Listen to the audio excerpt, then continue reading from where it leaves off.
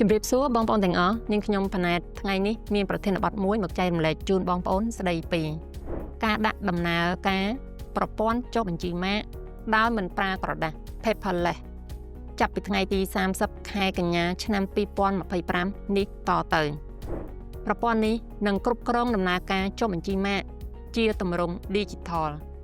ហើយរាល់ឯកសារពាក់ព័ន្ធនឹងការចុះបញ្ជីម៉ាកដែលផ្ដល់ដោយក្រសួងពាណិជ្ជកម្មជូនដល់ម្ចាស់ម៉ាកឬភ្នាក់ងារតំណាងស្របច្បាប់នៃម្ចាស់ម៉ាកគឺត្រូវធ្វើឡើងជាទម្រង់ Digital នេះគឺជាការផ្លាស់ប្ដូរទៅប្រព័ន្ធសេវាអេឡិចត្រូនិកដែលនាំឲ្យមានភាពងាយស្រួលសម័យទំនើបនិងកាត់បន្ថយការប្រើប្រាស់ឯកសារក្រដាសព័ត៌មានលម្អិតបងប្អូនអញ្ជើញមកក្រុមហ៊ុន Dynamic Accounting Service ហៅកាត់ DAS ឬជួយចុច like ឬ comment នៅខាងក្រោមសូមអរគុណ